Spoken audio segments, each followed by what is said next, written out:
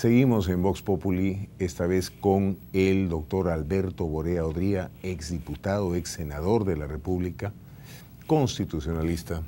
Tito, un placer saludarte, bienvenido a Vox Populi. Gracias, Harold, y felicitaciones por el programa. Realmente es un éxito y además es un logro importante para el país tener un programa serio, de debate serio, donde no solamente se toque política, sino aspectos sociales que son tan importantes para el desarrollo nacional.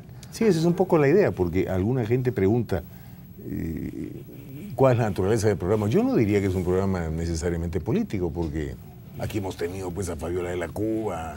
No es un programa partidario, es un programa cívico, diría yo, en donde efectivamente se dan todas las expresiones que en una sociedad civilizada tienen que manifestarse con el propósito de que efectivamente la sociedad siga creciendo como tal, ¿no? Esa es la idea.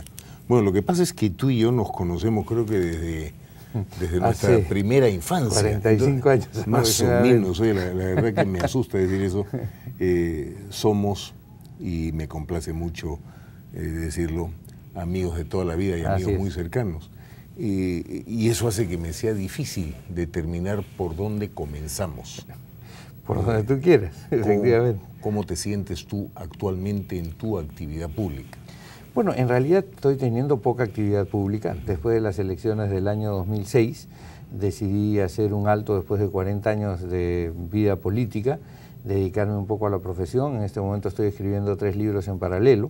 El tercer tomo en mi Tratado de Derecho Constitucional sobre democracia y otras formas de gobierno. Pero la política jala. Que es sí, la política jala, efectivamente siempre estoy presente.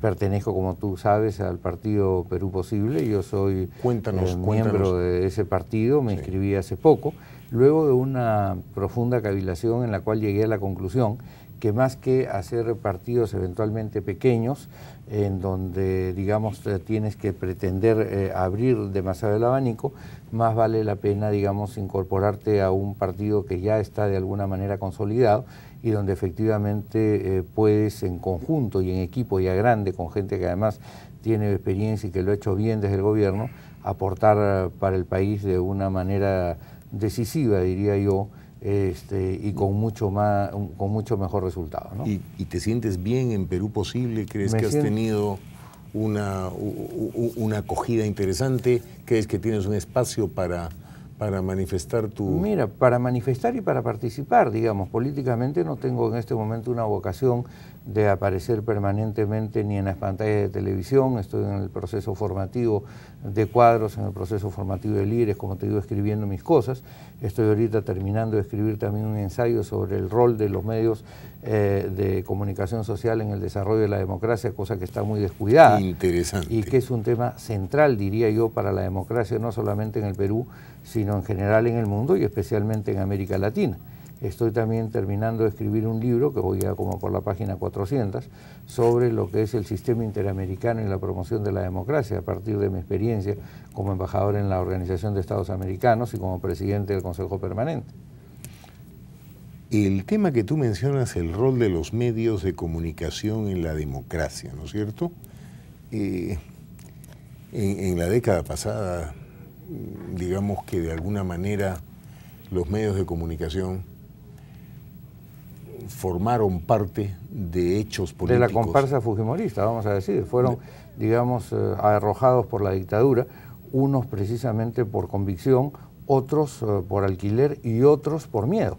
Es decir, al final de cuentas, a mi criterio, solo se salvaron Caretas y La República, para hablar con toda franqueza. El comercio estaba lleno de temores, los demás diarios ni qué decir, y yo creo que así no se hace un país grande. Es decir, un país grande se hace cuando al pan se le dice pan y al vino vino, y cuando la gente no tiene miedo de salir a decir las cosas, y no es argumento decir, no, pero es que yo tengo tal cantidad de dinero y tal, que si yo hago oposición pierdo todo, que es más o menos lo que algunos decían en ese momento.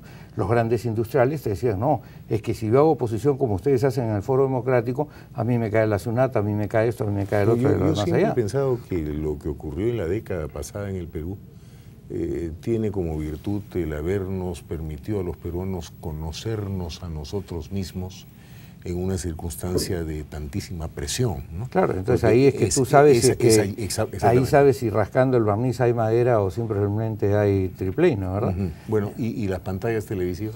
Bueno, pero ese es un tema que no ha cambiado mucho en esta década, no porque haya una vinculación necesariamente entre los canales y el poder político. No lo hubo efectivamente en la época del presidente Toledo, que defendió con gran presteza, diría yo, el pluralismo, incluso a mi criterio de una manera exagerada. Yo creo que hubiera él debido de tomar la decisión de acabar con el tema del Canal 4 y el Canal 5 de una manera distinta, sacándolos eventualmente a subasta.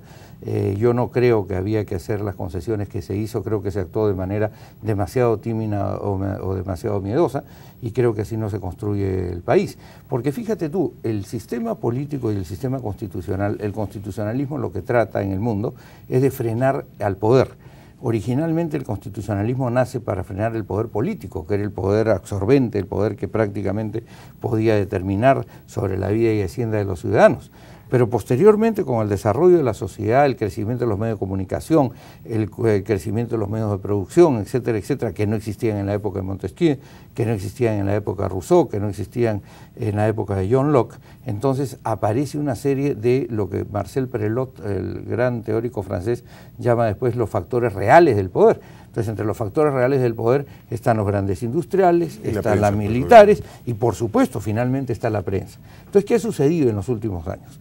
En los últimos años le hemos ido poniendo el cascabel al gato, por ejemplo, al militarismo, poco a poco, aun cuando en este momento me da la impresión que hay mucha timidez de parte del presidente García en hacerlo y demasiadas concesiones que no se deberían de hacer. Yo creo que en el Perú hemos actuado en la década, en el primer gobierno de Toledo, pues espero que haya un segundo, por supuesto, en el gobierno de Valentín Paniagua y, por cierto, en este segundo gobierno de García, con mucha timidez con respecto a la dictadura. Yo no entiendo, por ejemplo, por qué no se ha derogado el documento del 93 al que llaman Constitución. Yo no entiendo por qué no se sacó realmente con deshonor a los diplomáticos que aceptaron participar en la comparsa fujimorista de la década de los 90 y los siguen nombrando embajadores en Europa y instituciones internacionales. No entiendo por qué no se pasó al retiro a los militares que firmaron el acta de sujeción con Montesinos. Yo no entiendo por qué aquí siempre tenemos que andar con paños tibios. Tito, tú libraste una campaña moral muy intensa en el tema de lo que ocurrió en la década pasada. Concretamente en el tema de lo que tú llamas el documento de 1993, porque tú te has negado repetidamente a considerar que eso es una constitución. Pero si tú lees, por ejemplo... Sí, de acuerdo, no, pero de déjame acuerdo con la doctrina, seguramente ningún tratadista serio aceptaría que eso es una constitución. Hace pocos días Samuel Abad, que es un magnífico profesor de Derecho Constitucional, en un artículo del Comercio, acaba de decir que ese texto no tiene verdaderamente categoría de constitución. Porque si tú este papelito que tú estás acá agarramos y decimos que es una cámara de televisión, tú me dirás, doctor Obrero, usted está loco. Esto es un papel, esto no es una cámara de televisión. Es lo mismo que sucede con el documento del 93. Tú puedes llamarlo constitución si te da la gana, puedes llamarlo piano, puedes llamarlo caballo de carrera. Entonces vamos directamente al grano. ¿Por qué razón ese documento, entre comillas, de 1993 sigue vigente? Siguió vigente desde el día en que se fugó el señor Fujimori, siguió vigente los 8 meses en que ese extraordinario hombre que fue Valentín Paniagua fue presidente, siguió vigente en el gobierno de Alejandro Toledo y sigue vigente hoy en el gobierno de Alan García. Entonces, ¿qué ocurre?